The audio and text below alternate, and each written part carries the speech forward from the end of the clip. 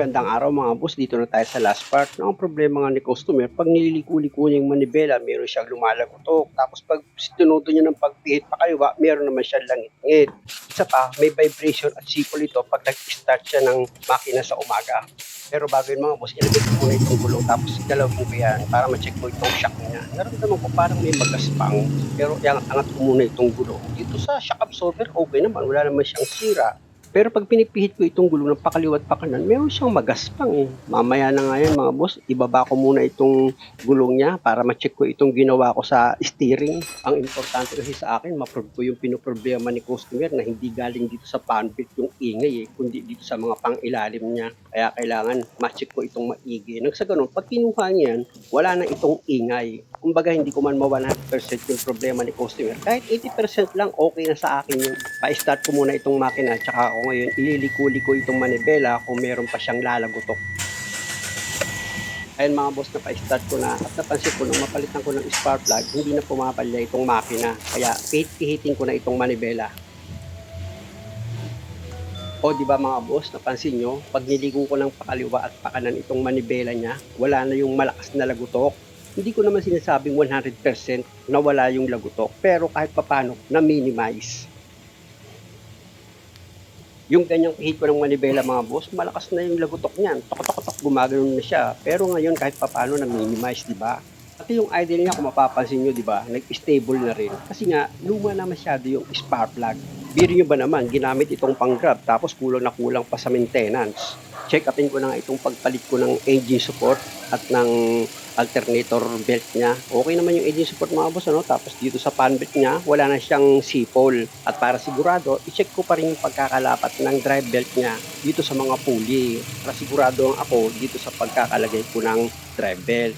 At dahil sa okay naman, switch off ko na itong makina dahil nga sa tatanggalin ko ulit itong gulong dito sa passenger side. Kasi nga nang pinihit ko itong gulong kanina, parang may magaspang dito sa shock absorber. Kaya kakalasin ko itong shock absorber. Isa pa, yung swivel bushing nito mga boss, meron siyang kalog. Napaka-importante para sa akin na makalas ko yan para ma-check ko ito ng maigi. Nang sa ganun, mawala talaga yung pinoproblema ni customer. And mga boss, i-disconnect ko itong tie rod niya. Tapos nang iniliko ko yung rotor disc niya, napansin ko may magaspang talaga. Kaya kailangan ko talagang ma-pull out itong shock absorber. Una, gagamit ako dyan ng socket wrench sa number 19 at box wrench sa number 19 dahil nga sa kontrahan itong bolt na nakalagay dito sa shock absorber. Tapos yung nut na number 12 dito sa holder ng brake hose at ng ABS wire, tatanggalin ko yan para nga ma-disconnect ko rin yan dito sa shock absorber. Pati itong stabilizer linkage mga boss, i-disconnect ko rin yan. Gumamit lang naman ako dyan ng socket wrench sa number 14. Tapos, para hindi kayo mahirapan, gumamit ka ng tubo. Ipababa mo itong sway bar. Ayan, tsaka mo yung tanggalin itong stabilizer linkage. O di ba? Basic lang. Para hindi ka mahirapan sa pagtanggal nitong bolt sa shock absorber, o yan, luwagan mo lang yan, tsaka mo itulak ng yabi mo itong bolt, yan, palabas, o di ba? Tanggal na itong bolt. Ganon din dito sa baba, kung meron kang impact wrench, ganyan na lang gawin mo. Luwagan mo lang, tsaka mo itulak itong bolt, o di ba? Madali mo siyang matatanggal. At nung matanggal ko itong bolt, iluga ko itong steering knuckle, okay naman. Tapos itong shock absorber, meron talaga mga boss ramdam ko talaga. Hindi ko lang masigurado yung ihahatol ko kasi napalitan na ito ng shock absorber. Ganun pa man, i-check ko lang naman yan mga boss. Lagyan ko ng jack dito sa ilalim ng suspension arm para may sasalo nga dito sa rotor disc. Kasi pwedeng mabanat itong ABS wire niya, pati yung brake hose, masyadong mabigat itong rotor disc Kaya kailangan mga boss may sasalo dyan. Kaya nga kung makikita nyo, i-ginadjust ko itong lower arm niya para hindi tuluyang bumagsak itong steering knuckle. Saka ako ngayon i-disconnect na itong shock absorber dito nga sa steering knuckle. Pag okay na, punta na ako dito sa ibabaw ng shock absorber. Kasi nga, meron tatlong nut na tatanggalin ka dyan dito nga sa shock mounting na number 14. Pag ako nagtatanggal ng mga nut dito sa ibabaw ng shock absorber mga boss, hindi ko na tinatanggal itong pinaka-panel niya.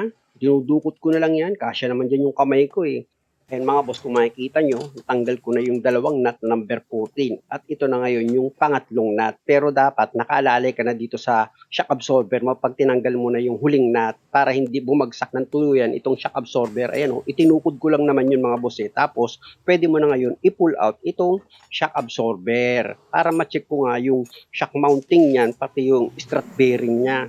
Kasi nga yung ingay na yan na kapag lumiliko daw si customer meron din daw itong ugong kaya iche-check ko yan para sure. Pero dito muna ako mag-check up sa stabilizer linkage niya. Sa nakita ko okay naman at parang bagong palit lang din ito. Kaya balikan ko itong sway bar bushing niya. Nakalog ko yan kanina mga boss meron siyang uga Pakinggan yung mga boss, malakas yung lagutok dito sa kanan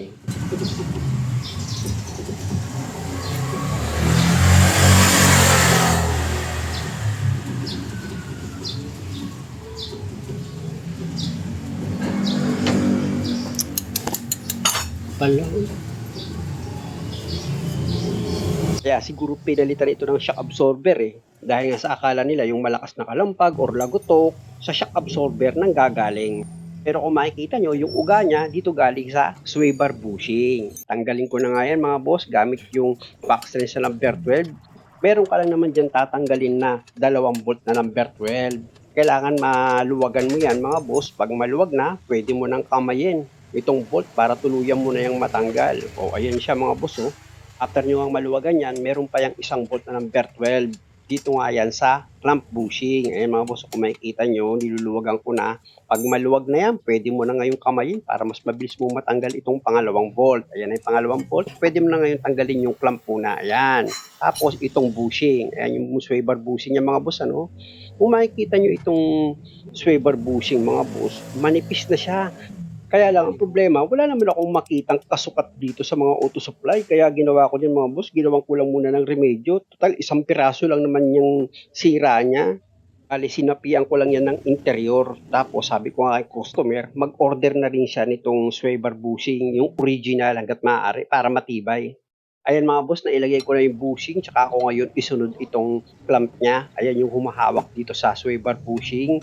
Tapos gumamit kayo ng tubo para maitulak nyo pababa itong clamp kasi sumikip nga yung bushing dahil sa nilagay ko na interior Pag lumapat na siya ng maayos, pwede nyo na ngayon ilagay yung 2 bolt na number 12. Ipakapit nyo na yan muna sa thread niya. Pasigurado kayo na hindi kayo makakalus thread. Pag okay na, napakapit nyo na itong 2 bolt o gamit ka na ngayon ng box wrench mo na number 12 para i-final mo na agad yung higpit.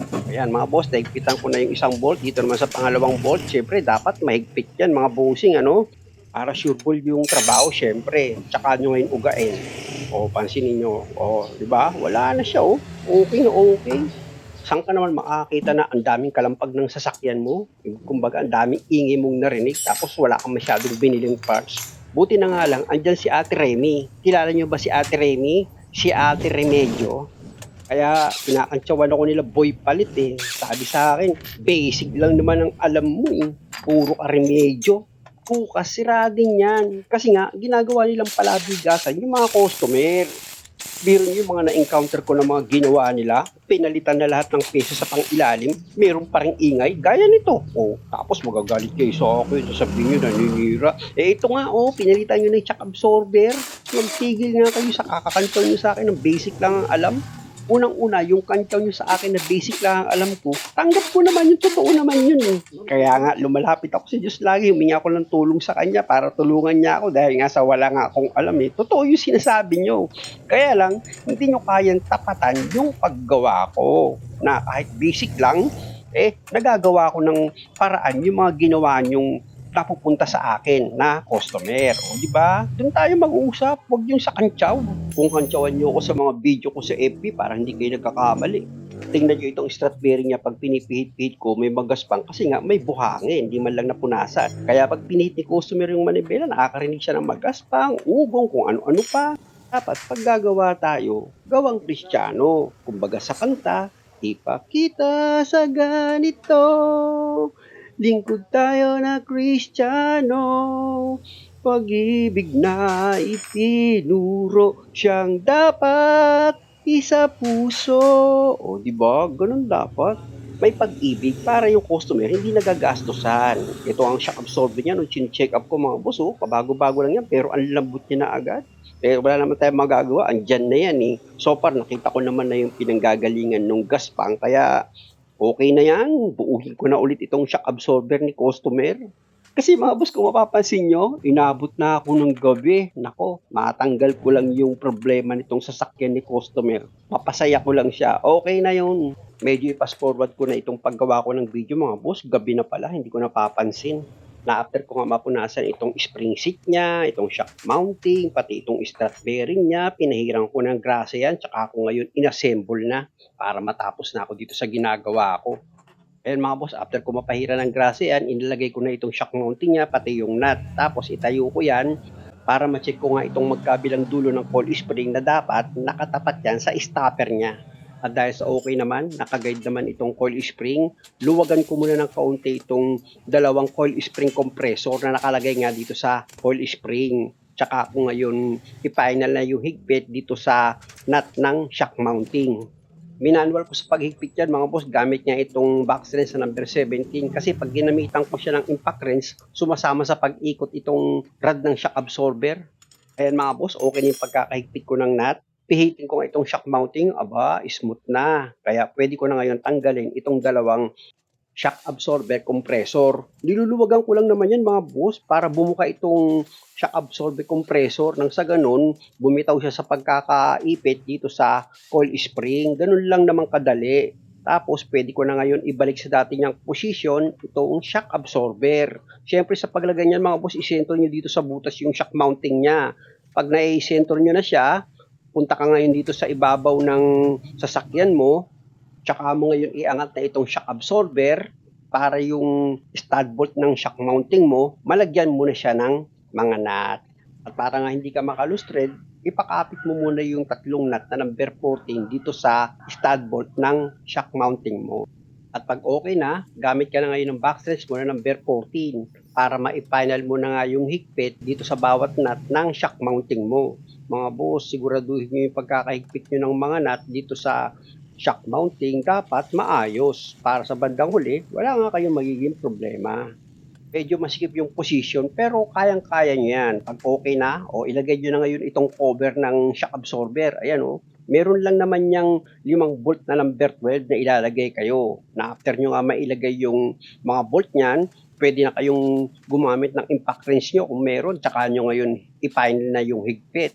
Pag okay na, balik na ulit ako dito sa ilalim. I-connect ko na itong shock absorber dito sa steering knuckle niya.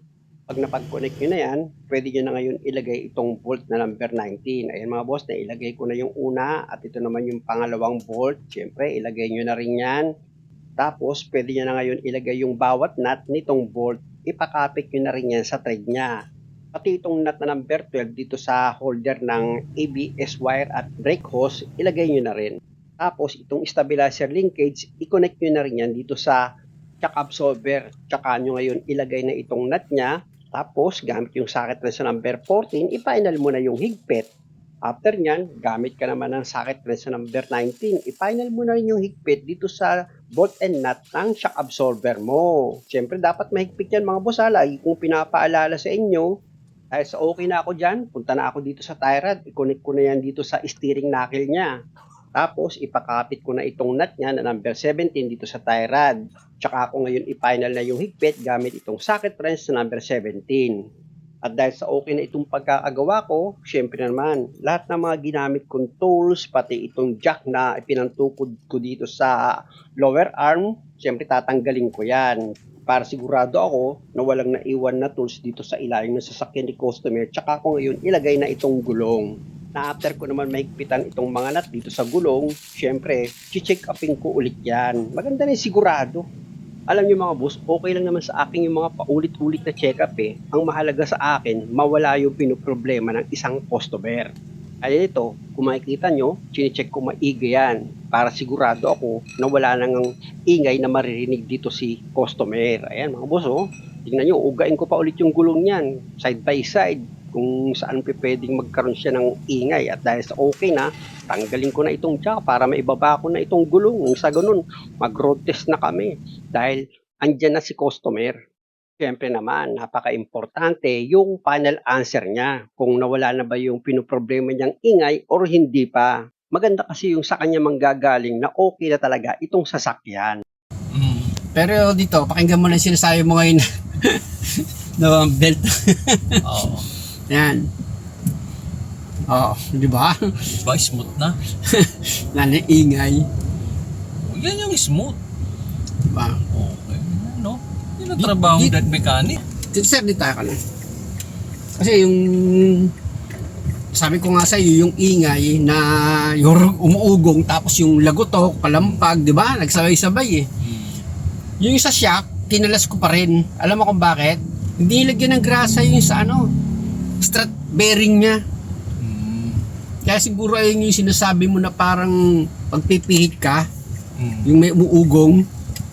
Dito muna ako nag-focus kasi ito yung malakas eh, malala to. Ito yung pinagtalo na natin kanina sinasabi mong belt eh, di ba? Kurug. Yung krug-krug, ayun naman pala yung engine support. Tama yung sinabi ko, vibration yung narinig mo. Oo, tama. Kasi, pero hindi belt, di ba? Oo. Kasi ba, ang tunog ng belt iba eh. Dalawa lang yun. Kung hindi, sipol, yun lang yun eh. Pero yung krug, vibration yun. Pero wala na yung lagutok niya na malakas oh. Yung, di ba? Yung parang ang gaspang-gaspang na hinihila. Diba?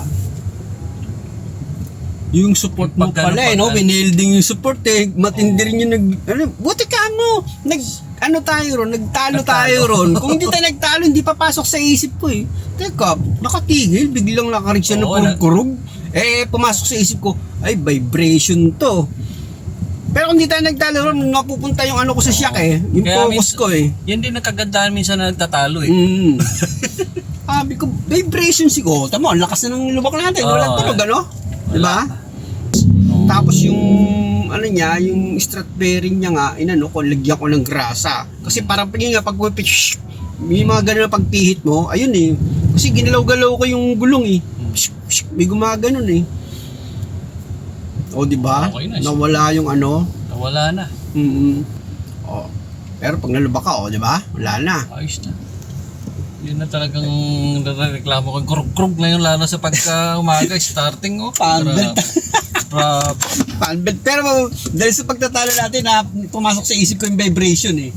Nag-check up muna ako pag alis mo. Tinignan ko yung mga support mula sa ilalim. Pagdating sa ilalim, wala. Umibabaw ko, pagkaibabaw ko, sinilip ko yung support na maluwag ang tornilyo, tapos may welding, nakadikit yung pinakabakal dun sa support. Dapat pala, pag nakadikit yung welding na yun, gaganon, gaganon. Tatama eh. Kaya sa umaga, malakas ang vibration yun, alam mo kung bakit?